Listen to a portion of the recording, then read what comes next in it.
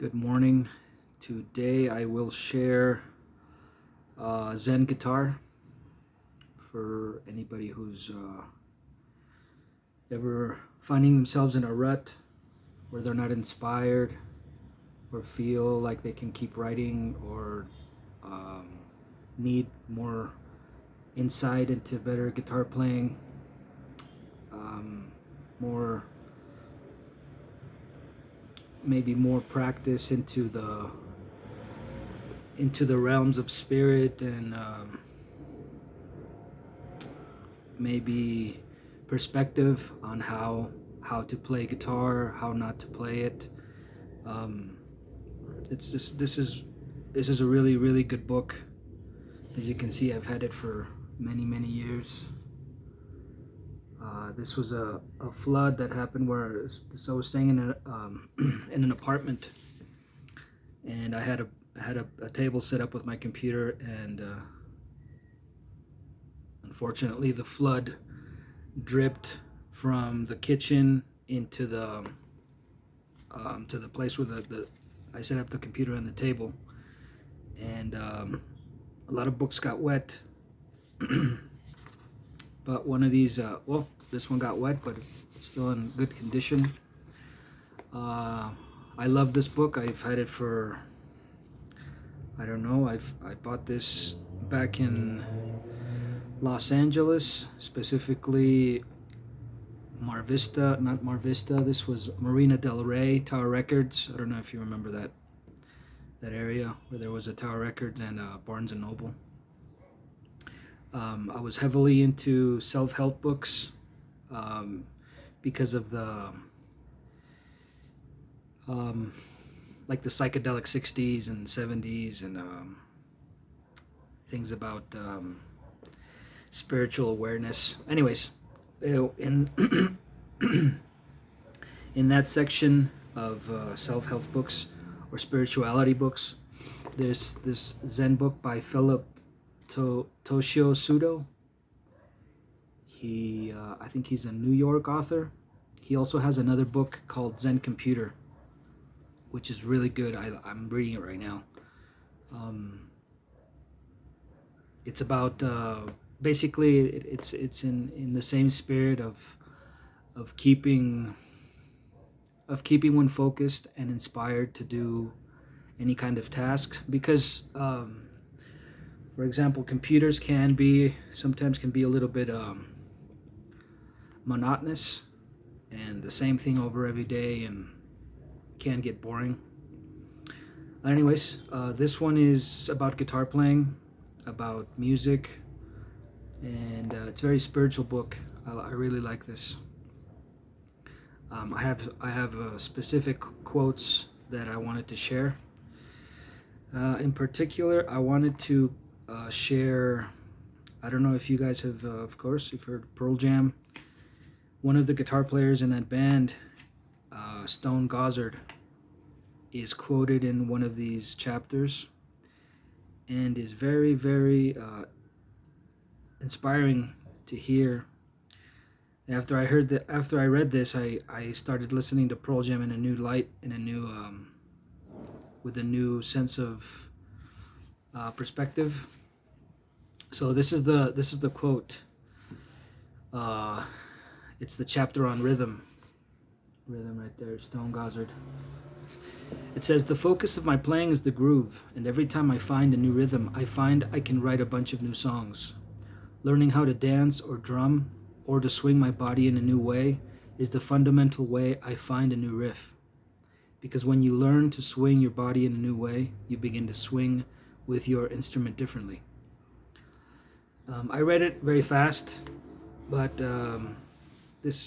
I think I've read this, I don't know, hundreds of times at different speeds, and basically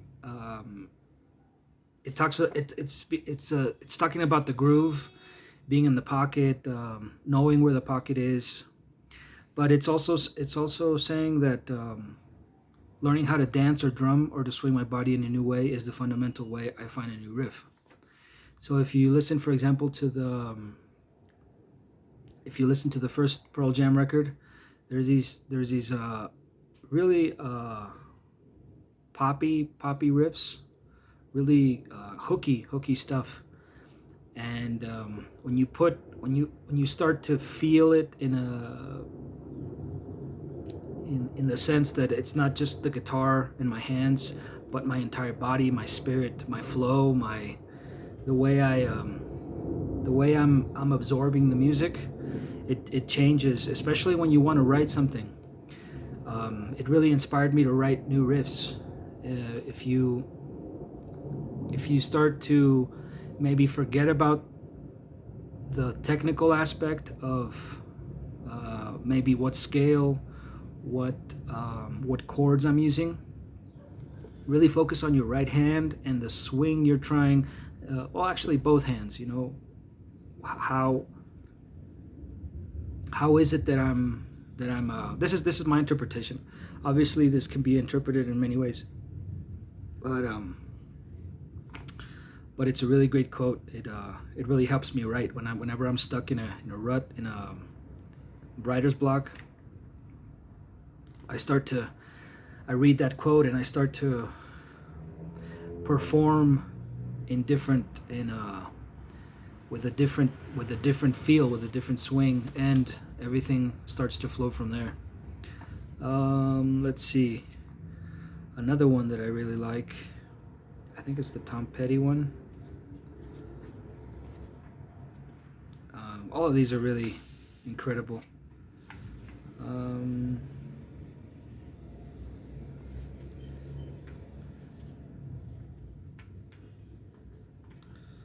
Specifically, there's a Charlie Watts. This is Charlie Watts from the Rolling Stones.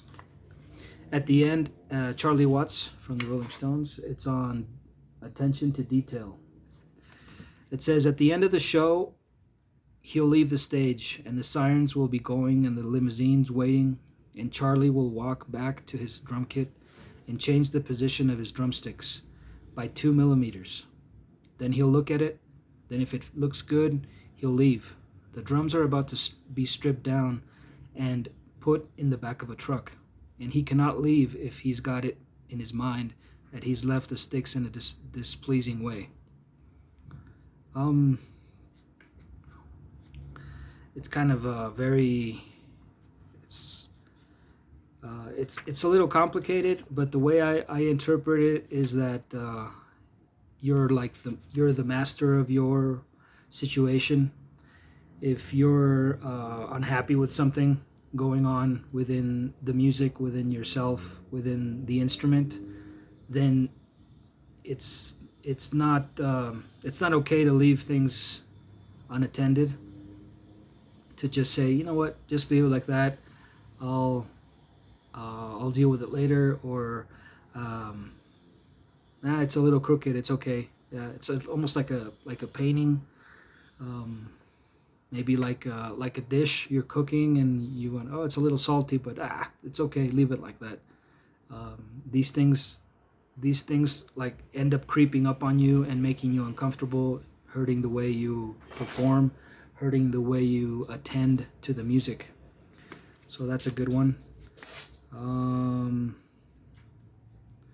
Let's see there's one more. Let me share one more.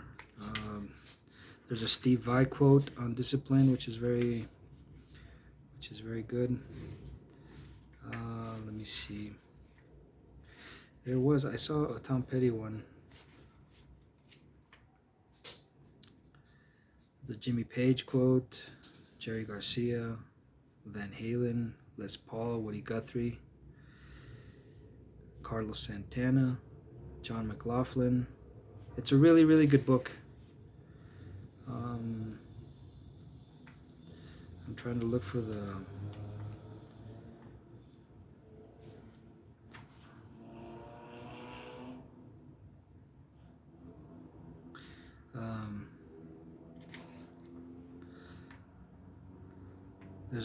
this is a good, The Edge, U2. It says, make a statement. This is a good one. The question is, what are you saying with the guitar? Not, can you play the slick, or what's your speed like? It's, What are you saying with your instrument? What is being communicated in the song? It's a self-explanatory quote. What is being communicated in the song? It's more focused on serving the song than showing off the guitar, which is really inspiring. I really like that quote. I'm trying to share another one. The Miles Davis one, which is a really great quote. You can tell whether a person plays or not by the way he carries the instrument, whether it means something to him or not. Then the way they talk and act. If they act too hip, you know they can't play shit. It's basically clearly saying that there's a lot of players out there who do more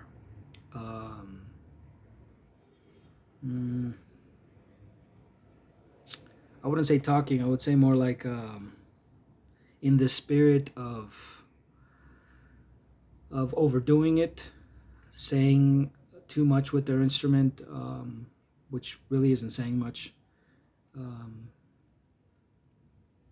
The other part saying that it matters how you carry your instrument, so being very I guess diligent and careful,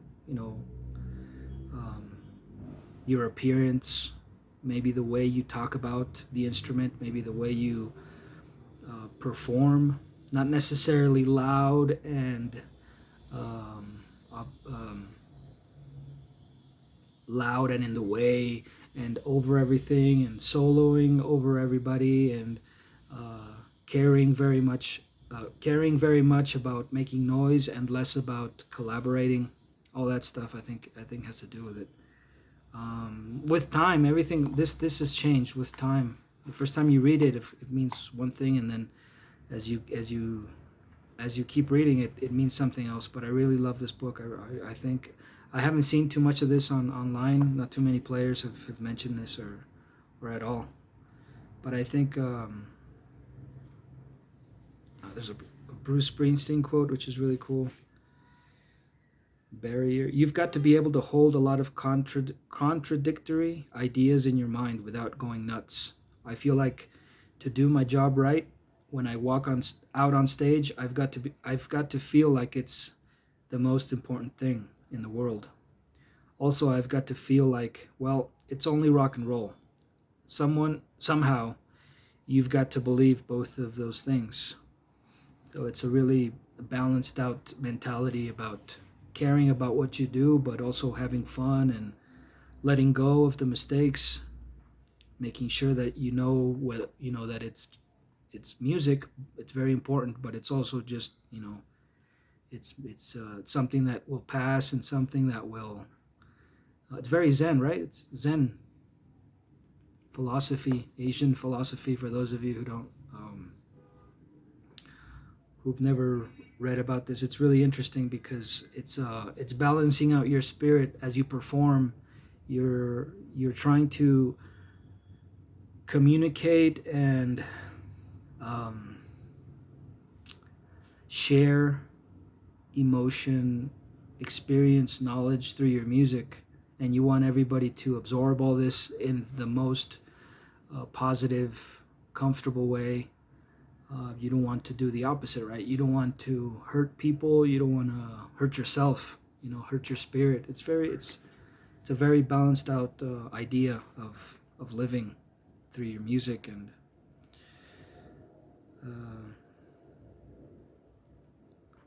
let's see. It's got George Harrison. There's a Tom Petty quote in here. I'm looking for it. I can't find it. Maybe it's in the contents. No, it's not. It's not by player, but more by the chapters. Anyways, Tom Petty, mishandled criticism. This is a really good quote. I saw Bob Dylan getting criticized in Australia by this guy who was saying, your new songs aren't as relevant as your old songs. And Dylan just said, well, I'm out here writing songs. What are you doing? Offhand, it's very, what is that called? Yeah, in the spirit of defending his ego, but I don't think that's it. I think going deeper on the going deeper on the thought of someone criticizing you about what you're doing. I think the way I see it is that first you have to know that all of that ego-based artistry has its own balance. You can't just go out there and say that you are the best because that's how you feel, and if anybody tells you otherwise, then they're wrong, and then you're always right, and you're always right, and you're always right. I think he's trying to convey the spirit of I'm doing this now, and I see you criticizing me. The only thing I can keep doing is keep creating, keep taking responsibility for all this.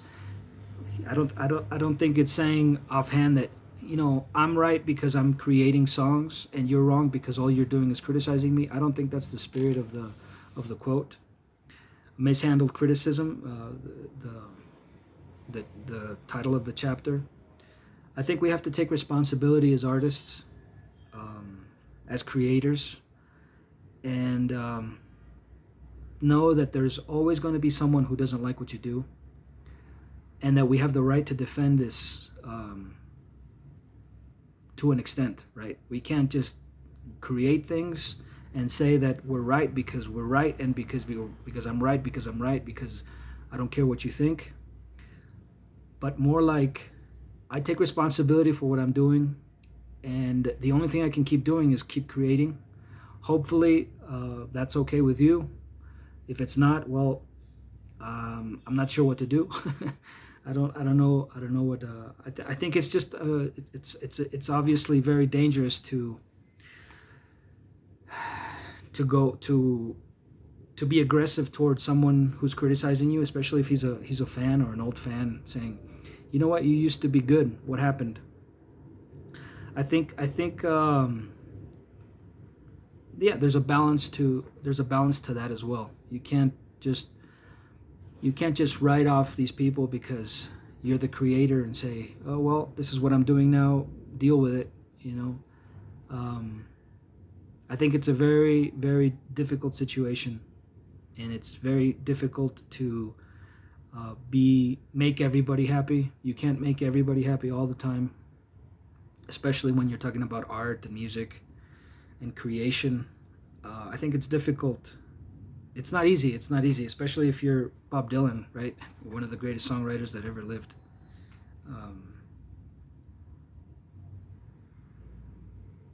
Being able to handle criticism is another thing.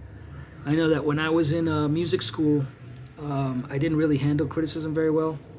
I took it very, very personally, and I think I let it get into my soul, my spirit, and I allowed it to disrupt who I was, affect who I was. But the thing I had read this already. The thing I didn't realize is that this stuff can be superficial, and you have to find a way to hold a barrier. And someone starts to poke at you, know that it's they're poking at your creations, which is probably, yeah, I can see how it can affect your spirit, and it could really hurt you. But this quote is saying that you have to find a way to deal with it, right? To balance out that, know that this is just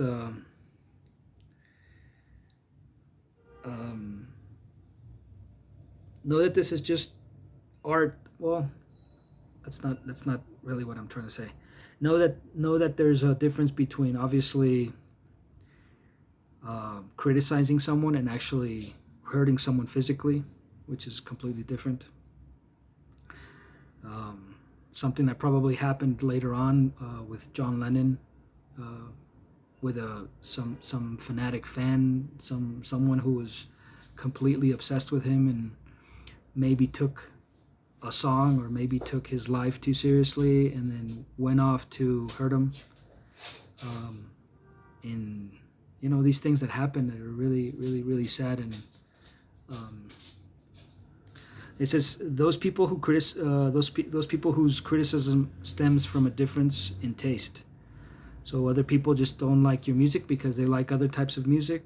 Those whose criticism in hindsight, without understanding the circumstances of the moment. Maybe I'm inspired by sadness. You know, the next couple of years. Neko, no hagas eso. The next couple of years, I'm going to be inspired by sadness and heartbreak, and that's going to upset a lot of people because all they love is they love my happy stuff. You know, they love my happy stuff, and all they want is happy, and I can't give that anymore because I'm really inspired by sadness now. I don't know if you've heard, Neko, no hagas eso, estoy hablando. Déjame que estoy hablando, ahorita te dejo hacer eso. Ahorita salimos. Vamos al parque y corremos un rato, ¿sí? ¿Me dejas hablar? Gracias. No, señor, cálmate, quédate ahí. Those whose criticism stems from ego. Sometimes our ego is maybe like our core, or I don't know if I want to say it, our lifeblood. The way we see things is the way it is, and it has to be that way, and it has to be that way. And sometimes, obviously, as an artist, you have control over certain things, but you can't expect everybody to respect you all the time. And every time that you do feel disrespected, I'm sure that you have to feel a sense of responsibility with the universe in understanding that you have the right to defend yourself up to a point. Obviously, you can't just go off and do the same to others. So you find that balance. Don't let Neko, te estoy pidiendo el favor de que no hagas eso. Espérate que voy a terminar aquí. Ya estoy terminando. Finding the balance between defending yourself and maintaining your artistic integrity, right? It's difficult. I saw recently. I didn't know this was actually something that happened. I saw this thing with Bjork. I don't know if any of you have seen that. That fan that sent her a video. This is on YouTube. It's very, very disturbing. A fan that was really obsessed with her and sent her a video with him. It looked like a satanic ritual, something very, very disturbing, where at the end of the video he commits suicide. It's really, really sad and really, really, really scary. So yeah, well, all of this is in this book. It's very inspirational.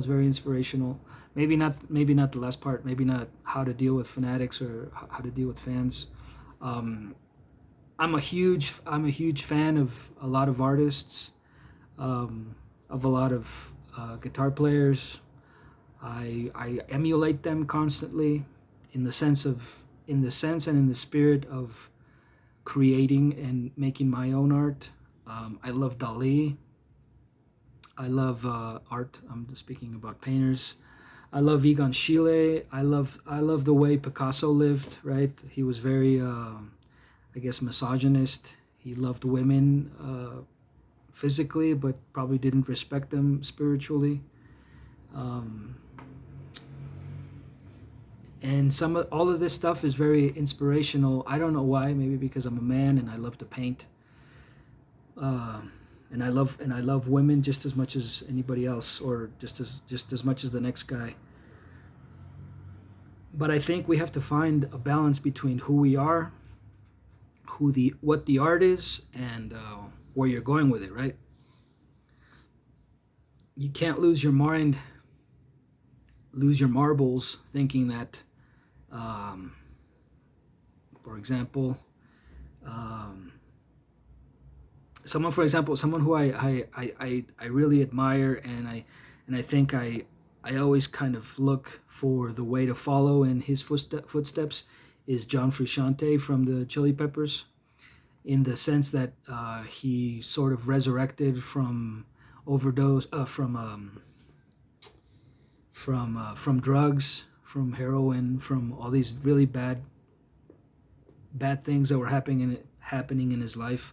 I saw that Johnny Depp movie that was dedicated to his style of living. Um, I'm aware of it, and I think that also that German documentary on his life while he was on heroin. I watch it because it's you know, some adult figure would say, how is that inspiring? How is that inspiring? And I think it's inspiring in the sense of what happened later, how he overcame all that stuff is a very inspirational, and the way the music completely changed, and all this beautiful stuff started happening afterwards. I think is very inspirational. Um, Somebody might say, well, maybe it's the heroin that's inspirational. Maybe it's I don't think it is. I don't think it is at all. I think it's beautiful. For example, Blood Sugar Sex Magic is one of my top time favorite albums. I love that thing from beginning to end. And I know there was probably instances where they weren't far from from any type of drug consumption. But I think that um, I'm inspired by the entire thing, right? I'm inspired by um, them coming back to life, Californication, By the Way. Both of these records really inspired me, and guitar playing, Californication is an incredible example of this. Um, Something like Kurt Cobain being the person he was, living the life that he led. Um, maybe that's not inspirational, to the sense that, well, he was hurting himself and he was probably hurting other people. But his music is on. I guess I don't know, his melodies, his art is unmatched. He's unique because he was the only person that did the stuff that he did the way that he did them. Yeah, like, I always take the positive, right? I look for the positive, especially in that Bob Dylan quote. I think most recently I saw Bob Dylan talking about, in an interview, I saw something on Instagram saying that he probably couldn't write songs like that anymore, because it was just like a time lapse, like a phase in something that was happening in the world. Songs were just pouring out of him the way that they were, and the interviewer asks him, "Do you think you could write songs like that again?" And he said, "I probably can't, because um, something that was happening in the world at the time, which is really interesting.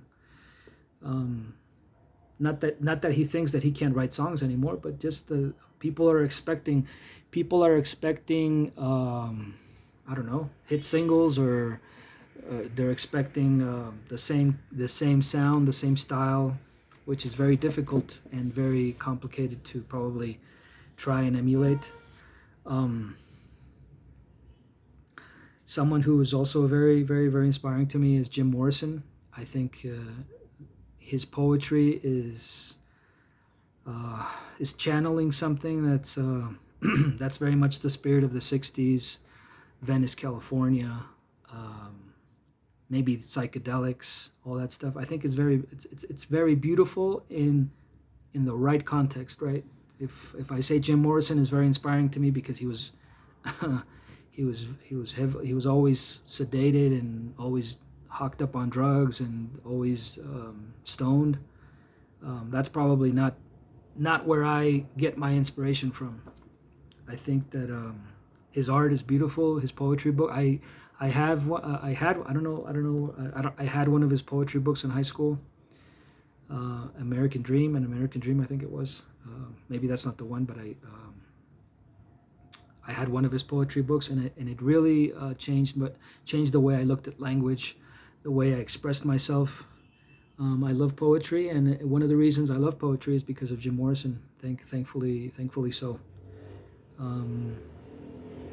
Anyways, this book is very beautiful, and it's been with me for, I don't know, for the last 20 something years. It's still holding, and it's a great step into stepping into being sensitive and aware about what you're doing when you're performing, when you're writing music, when you're playing the guitar. All of this stuff is very much in here and very inspirational. Every time I pick this up and I look at something new, it means something differently. And there's a lot of important musicians here, historic events. I'm assuming that changed everybody's lives. But yeah, hopefully you can get your own copy. If you're a musician, if you're an artist, there's PDFs of this online. If you right now you can't afford it, or you can't, or there's no bookstore near where you live. But this is a really good read. Anyways, thanks for listening. I'll share more in the next video.